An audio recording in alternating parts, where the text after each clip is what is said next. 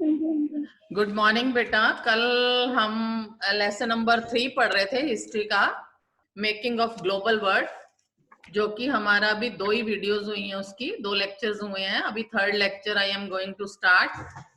आज हमने पढ़ना है 3.2 से post war recovery. Post war recovery को हिंदी में बोलते हैं ए स्टॉप टॉकिंग बेटा।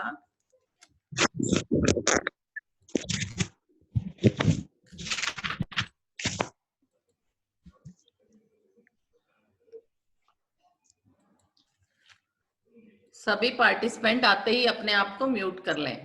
3.2 post war recovery. Post war recovery को हिंदी में बोलते हैं युद्धोत्तर सुधार। Post war economic recovery prove difficult. Britain, which was the world's leading economy in the pre-war period, in particularly faced a prolonged crisis. While Britain was preoccupied with war, industries had developed in India and Japan. तो युद्ध के बाद आर्थिक स्थिति को पटरी पर लाना बहुत मुश्किल हो गया था। युद्ध से पहले ब्रिटेन जो था एक बहुत बड़ी अर्थव्यवस्था था, लेकिन युद्ध के बाद भी उसे सबसे बड़ा संकट झेलना पड़ा।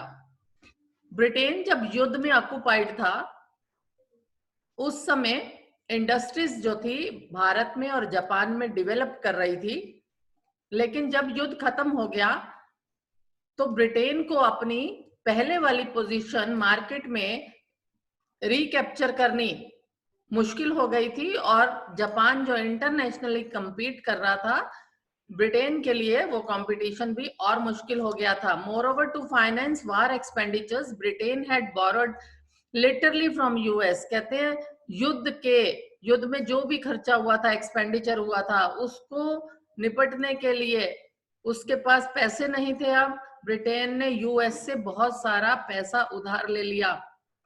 This meant that at the end of the war, Britain was burdened with huge external debts. अब तो ब्रिटेन जो था वो उधारी के नीचे दब गया।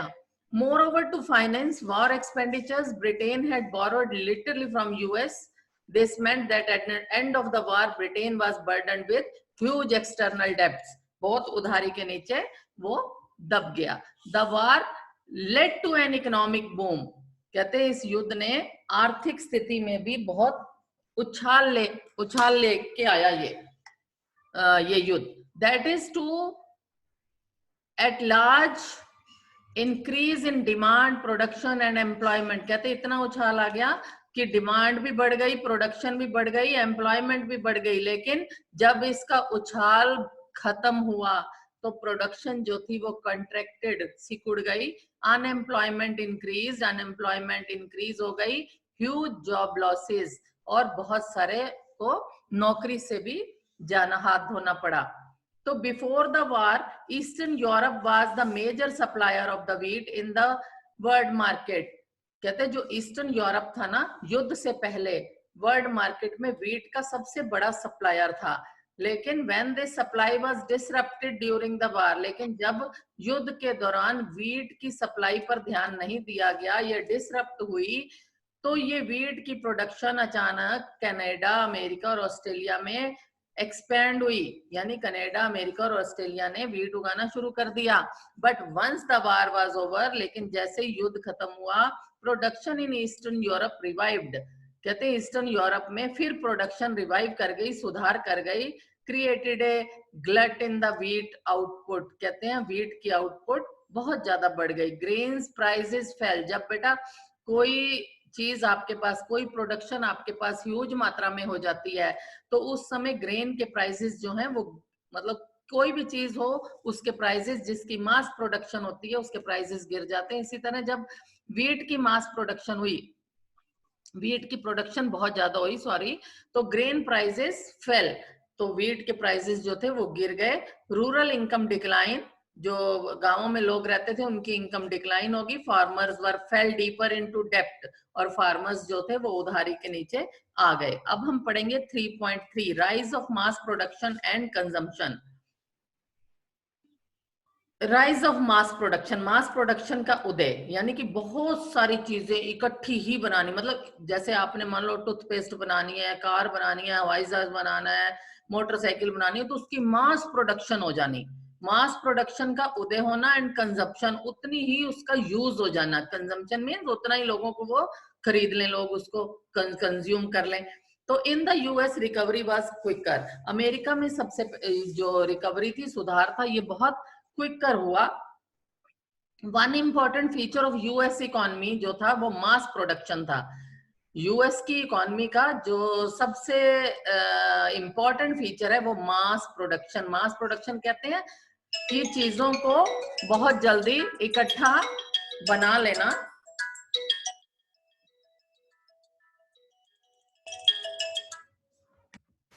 चीजों को बहुत जल्दी इकट्ठा कर लेना। हेनरी फोर्ड, ये कैसे हुआ था मास प्रोडक्शन? हेनरी फोर्ड आ गया था। हेनरी फोर्ड ने बेटा, ये एक स्टोरी टाइप है, मैं आपको बता देती हूँ पूरा पैराग्राफ, पहले आपको पढ़ा देती हूँ फिर मैं आपको बता देती हूँ। Henry Ford he adapted the assembly line of Chicago slaughter house in which slaughtered animals were picked apart by butchers as they came down on a conveyor belt to his new car plant in Detroit. He realized that the assembly line method would allow a faster and cheaper way of producing vehicles. बेटा जो Henry Ford था, इसने क्या किया, Chicago जो slaughter house था जहां animals को मारा जाता था, काटा जाता था बुचर्स के द्वारा, बुचर्स कहते हैं जो उसको काटने वाले होते हैं, उनके द्वारा एनिमल्स को जहां काटा जाता था असेंबली लाइन पर, हेनरी फोर्ड वहां खड़ा होके ये देख रहा था कि अगर असेंबली लाइन पे इतने सारे पशु काटे जा सकते हैं और उनका फिर जो एनिमल्स का मीट है वो उसके बायर्स जो हैं कन्वेयर बेल्ट से उठा लेते हैं, तो हेनरी फोर्ड के दिमाग में भी ये आइडिया आ गया कि क्यों ना मैं भी इस तरह से कोई चीज बनानी शुरू कर दूं। तो उसने भी असेंबली लाइन की तर्ज पे कारें बनानी शुरू कर दी।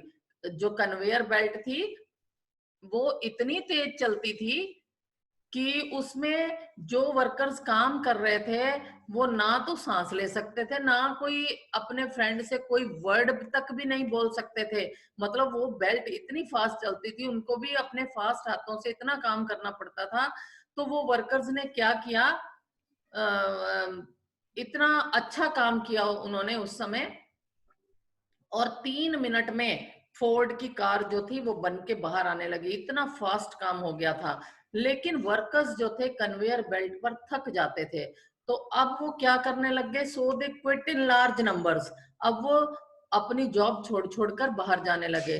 फोर्ड ने फिर क्या किया कि उनकी डेली वेजेस को डबल कर दिया, कि वो डबल करूंगा तो ये आ जाएंगे, क्योंकि वो स्ट्रेस झेल रहे थे। ये देखिए इस पैराग्राफ में, at first workers at the Ford factory were unable to cope with the stress of working on assembly line. Assembly line पर काम करते करते बड़े स्ट्रेस में आ जाते थे, which they could not control the pace of work, so they quit in large number. Ford doubled the daily wages, उनका वेजेस डबल कर दिए फोर्ड ने। ये उसने एक अच्छा काम किया था, क्योंकि काम तो वो पहले ही कर रहे थे। तो उसने क्या किया, कन्वेयर बेल्ट की स्पीड और बढ़ा दी थी कि और जल्दी काम होगा, क्योंकि उसने वेतन को डबल कर दिया था उनके। तो अब क्या हुआ, मास प्रोडक्शन लोअर्ड कॉस्ट। अब जब इतनी सारी कारें बनके बाहर निकलने लग गई तो उनकी कॉस्ट जो थी वो गिर गई। प्राइसेस ऑफ इंजीनियर्ड गुड्स, यानी कि ये बनाई हुई इंजीनियर गुड्स के प्राइसेस जो थे, कॉस्ट, वो बहुत कम हो गई।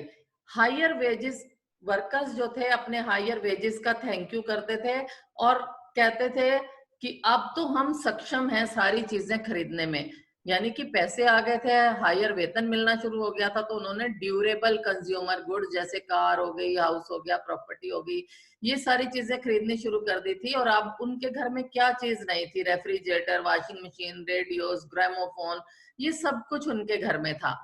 अब और उन्होंने क्या किया, उनको पता था कि हमारी जो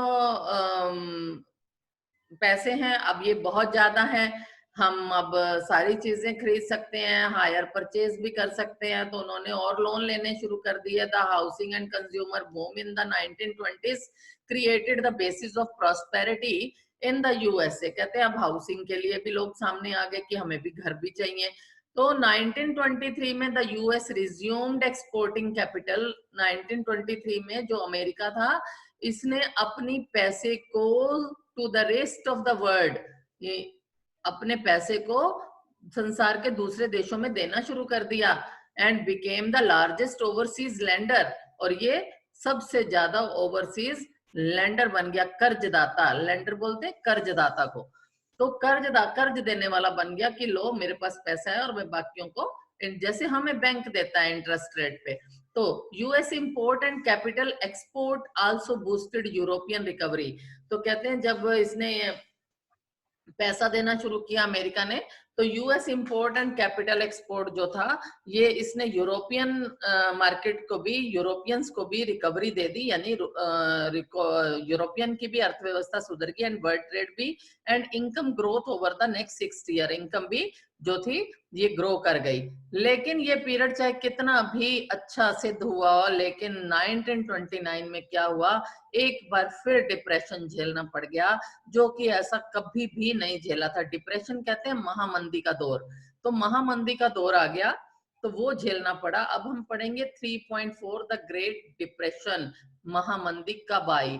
ये 1929 में आया great depression and lasted till the mid 1930s, 1930s तक ये रहा।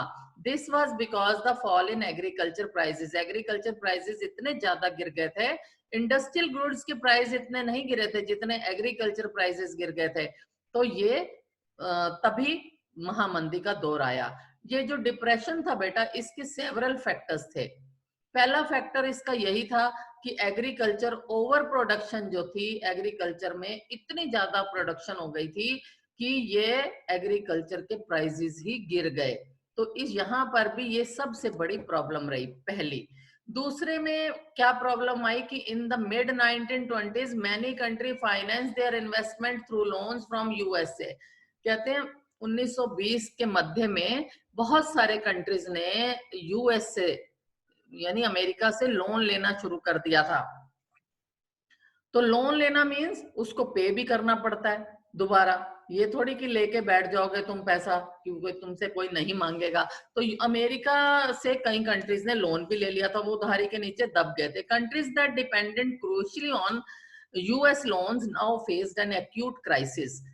कहते हैं जो अमेरिका के लोन पर कंपनीज जो कंट्रीज अमेरिका के लोन पर डिपेंडेंट थी, वो अब सबसे बड़े क्राइसिस झेल रही थी। The withdrawal of the US loans affected much of the rest of the world. कहते हैं जब यूएस ने अपना लोन वापस मांगना शुरू किया या उसको इनको वापस चुकाना था, ये सारे वर्ल्ड के लिए एक बहुत बड़ी प्रॉब्लम हो गई थी। Failure of some major banks, कहते हैं यूरोप में तो मेजर बैंक्स जो थे वो भी फेल हो गए थे, और यूरोप की जो करेंसी थी ब्रिटिश पाउंड स्टर्लिंग करेंसी थी वो भी गिर गई थी। तो अमेरिका जो था was also an industrial country most severely affected by the depression. कहते हैं यूएस खुद भी, जिसने इतना पैसा उधार दे रखा था, वो खुद भी इंडस्ट्रियल कंट्री था। जब लोगों के पास पैसे नहीं होंगे तो वो उसका सामान इंडस्ट्रियल गुड्स कहाँ से खरीदेंगे। तो यूएस को भी एक बड़ा झटका लगा, उसको भी महामंदी का दौर झेलना पड़ा।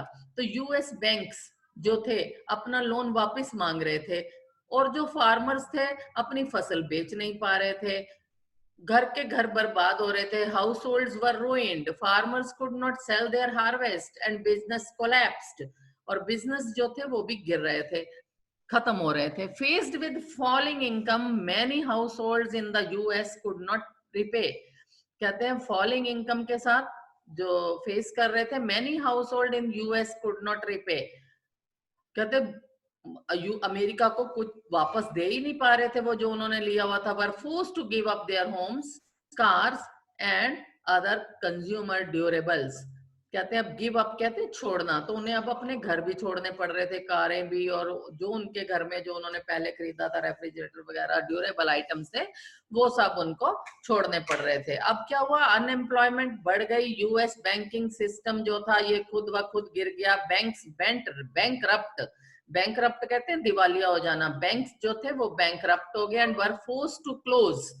और अब मजबूरी थी उन्हें बंद करने की, वो तो अपने आप ही बंद हो रहे थे क्योंकि बैंकिंग जो बैंक्स जो थे उनके पास पैसा ही नहीं रह गया था, लोन ही उन्होंने दे दिया था और लोन वापस नहीं कर रहे थे डिपॉजिटर, तो इसलिए बैंक्स जो थे बैंकरप्ट हो गए थे, दिवालिया हो गए थे। उस समय बेटा 4000 बैंक जो थे वो बंद करने पड़ गए थे और 1,10,000 कंपनियां भी कोलैप्स्ड हो गई थी 1929 से 1932 के बीच में। 33 तक आते आते तो 4000 बैंक भी बंद हो गए थे। तो ये महामंदी का दौर सभी कंट्रीज को वर्ल्ड में झेलना पड़ा। India and the great depression, Bharat को क्या भारत और महामंदी, भारत को क्या झेलना पड़ा महामंदी में? इंडिया जो एक्सपोर्ट एंड इंपोर्ट था ये 1928 से 1934 तक हाफ रह गया था, आधा रह गया था।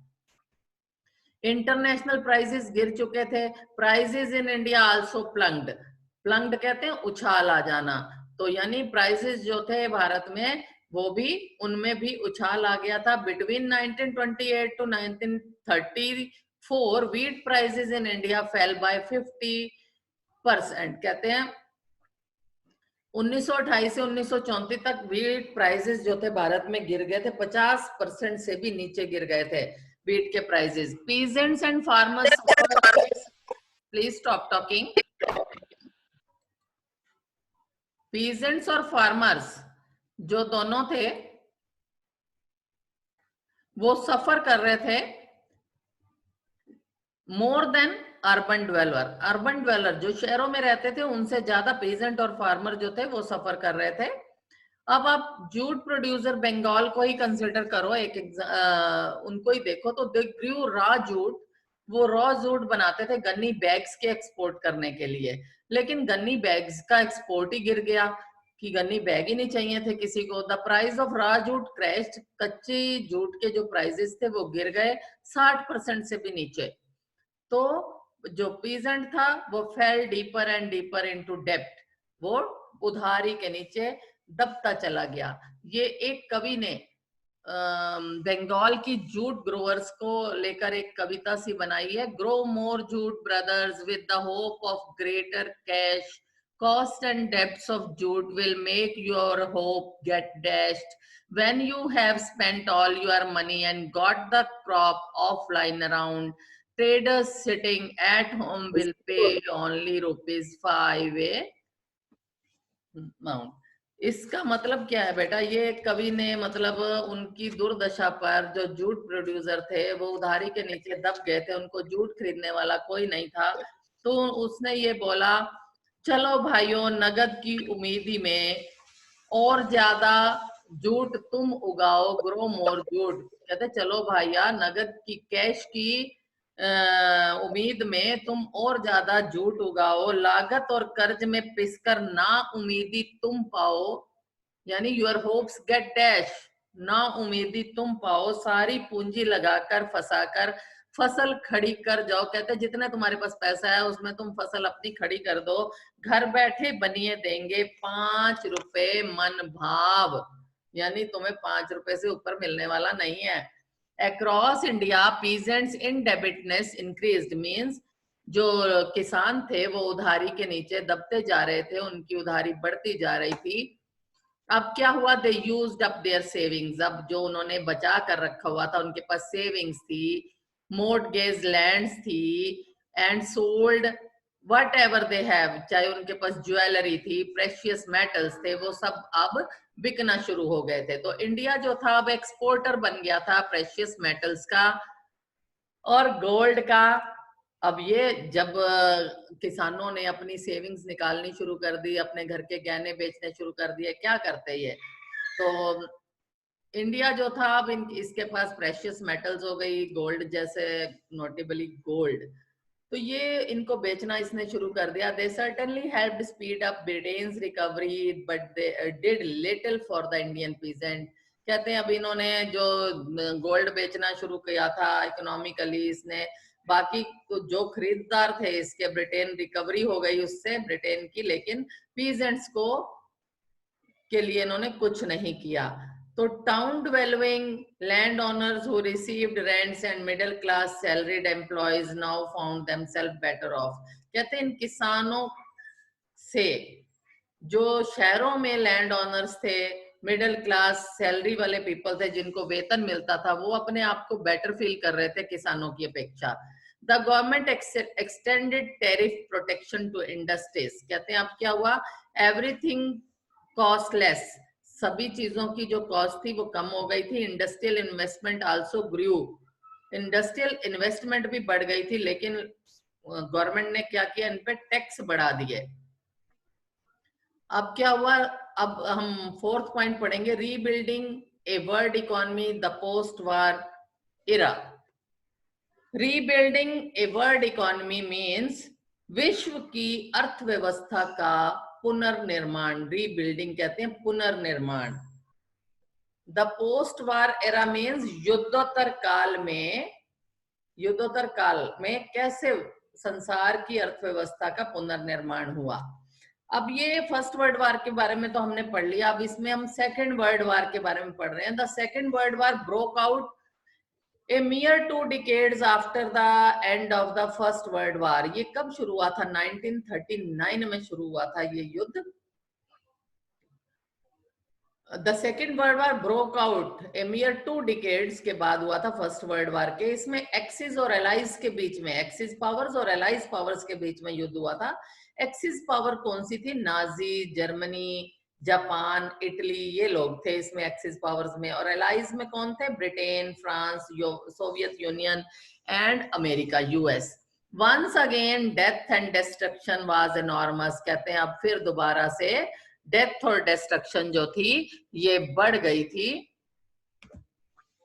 At least 60 million people, about 3% of the world's 1939 population are believed to have been killed directly or indirectly as a result of the war. Millions more were injured. कहते हैं कि बहुत ज्यादा डिस्ट्रक्शन हुई, बहुत सारे लोग मारे गए, और कहते पॉपुलेशन जो थी वो चाहे मारी गई हो चाहे किसी भी तरह से उनको नुकसान हुआ हो, मींस ह्यूज नुकसान था ये। मिलियंस लोग जो थे वो इंजर्ड भी हो चुके थे। Many more civilian than soldiers died from war related causes, कहते इतने सारे सिविलियन सोल्जर्स मारे गए थे।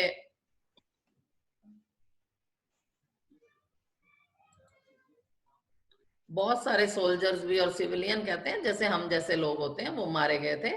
एरियल, इसमें क्या हुआ था, aerial bombardment, relentless artillery attacks, मतलब कौन सी ऐसी चीज थी जो नहीं यूज हुई इस वार में। हवा से, लैंड से, कहते हैं ना जल, थल, वायु, तीनों से युद्ध लड़ा गया था। ये 2 crucial influences shaped post war reconstruction, कहते 2 क्रूशियल इन्फ्लुएंसेस थे जिन्होंने पोस्ट वार रिकंस्ट्रक्शन को शेप दी। द फर्स्ट क्या था, US emergence as a dominance. एक तो वेस्टर्न वर्ल्ड में क्या था, सबसे डोमिनेंट इकोनॉमिक, पॉलिटिकल और मिलिट्री पावर किसके पास थी, यूएस। यूएस जो था एक वेस्टर्न साइड में, वेस्टर्न वर्ल्ड में एक सबसे डोमिनेंट पर्सनैलिटी में एमर्ज हो गया था। और जो सेकंड था, ये dominance of Soviet union, Russia जो है आपका, ये सेकंड। 2 जो क्रूशियल इन्फ्लुएंस थे पोस्ट वार रिकंस्ट्रक्शन के, ये उभर के सामने आए थे। ये दोनों पावरफुल कंट्रीज बन गई थी। It had made huge sacrifices to defeat Nazi Germany. Nazi Germany को डिफीट करने के लिए बहुत सारे, हराने के लिए बहुत सारे ह्यूज सैक्रिफाइसेस किए थे। And transformed itself from a background agriculture country into a world power during the very few years। कहते हैं बहुत ही थोड़े समय में इन्होंने एग्रीकल्चर कंट्री से एक वर्ल्ड पावर कंट्री में ये कन्वर्ट हो गए थे। when the capitalist world was trapped into the great depression, कहते हैं जबकि जितने पूंजीपति थे वर्ल्ड के वो सब ग्रेट डिप्रेशन को झेल रहे थे। 4.1 में पढ़ेंगे post war settlement and Brayton would institution. Post war settlement and Brayton would institution, ये लेसन आपका कल फिनिश हो जाएगा। इकोनॉमिस्ट एंड पॉलिटिक्स ड्रू 2 की lessons from the interwar economic experiences. इनको 2 लेसन की लेसन्स मिले। क्या था, पहला, an industrial society based on mass production can not be sustained without mass consumption. कहते हैं अगर आपकी फैक्ट्री में, इंडस्ट्रीज में मास प्रोडक्शन होती है तो उसका मास कंज्यूमर भी होना चाहिए, मास कंजम्पशन भी होनी चाहिए। तो need for high and stable income, और इसके लिए क्या होता है, जरूरत पड़ती है फैक्ट्रीज को चलाने के लिए या उसका सामान बना बनाया खरीदने के लिए इनकम की जरूरत पड़ती है, जिसके लिए फुल एम्प्लॉयमेंट होनी चाहिए। एम्प्लॉयमेंट होगी तभी लोग पैसा कमाएंगे और चीजें खरीदेंगे। तो but the market alone could not guarantee full employment, लेकिन मार्केट जो थी अकेली कोई गारंटी नहीं दे रही थी इन्वेस्टमेंट की। Economic stability could be insured only through the intervention of the government. Government की इंटरवेंशन से ही ये इकोनॉमिक स्टेबिलिटी आ सकती थी। दूसरा लेसन क्या लिया था, economic links with outside world, कि हमारे आर्थिक रिलेशन भी होने चाहिए संसार की दूसरी कंट्रीज के साथ। जो आपने फ्लोज में पढ़ा था कि flows of goods, capital and labour भी इधर से उधर जानी चाहिए, तो वो हमारे लिंक होने चाहिए। Main objective of the post war international economic system was to preserve economic stability and full employment in the industrial world. इसका post war international economic system का मेन एम क्या था, इकोनॉमिक स्टेबिलिटी लाना और full employment हो जाए industrial world में। तो इन्होंने क्या किया, एक कॉन्फ्रेंस करी Brayton would in new हैम्सफेयर USA में। ब्रेटन वुड कॉन्फ्रेंस से दो चीजें उभर कर सामने आई, एक तो था आईएमएफ इंटरनेशनल मॉनेटरी फंड और दूसरा था वर्ल्ड बैंक, यानी कि वर्ल्ड बैंक। तो दो चीजें उभर कर सामने आई, International Monetary Fund and World Bank. Bretton Woods twins के नाम से भी ये जाने जाते हैं। कई बार क्वेश्चन ब्रेटन वुड ट्विंस के नाम से आ जाता है कि ब्रेटन वुड ट्विंस कौन से हैं, तो आपने लिखना है आईएमएफ और वर्ल्ड बैंक। तो ये आपने पढ़ा। अब है हमारा 4.2, लेकिन यहां से हम कल पढ़ेंगे 4.2। बेटा आपकी कोई भी क्वेरीज हो तो आप मुझे व्हाट्सएप कर सकते हैं, मुझे फोन कर सकते हैं, पूछ सकते हैं अपनी क्वेरीज। जहां से आपको लेसन ना समझ आए वो आप लेसन समझ सकते हैं, और बिल्कुल शर्माना नहीं चाहिए। मैंने आपको कल भी ये बात बोली थी कि अभी लॉकडाउन का पीरियड चल रहा है बेटा, तो लॉकडाउन के पीरियड में आपने अपनी मम्मी के ऊपर बर्डन नहीं बनना है, अपना होमवर्क करते रहना है, अपने टाइम को मैनेज करना है कि किस तरह से हम अपना टाइम मैनेज करके पढ़ाई कर सकते हैं अपनी, और अच्छे नंबर ला सकते हैं। जो बच्चे इस पीरियड में बैठ के अच्छी तरह से पढ़ाई करेंगे वो बच्चे 100% मार्क्स लाएंगे बोर्ड एग्जामिनेशन में। आप मदर के साथ भी हेल्पफुल बनिए, अपनी मम्मी के ऊपर सारा लोड मत डालिए। मैं बार बार आपसे कह रही हूँ, क्योंकि परिवार के एक पर्सन पे बोझ डलेगा। अगर उसको कुछ हो गया तो फिर क्या करोगे, फिर भी तो काम करना पड़ेगा। तो पहले ही काम अपनी मम्मी के साथ करवाइए। Thank you, have a nice day. Okay बेटा।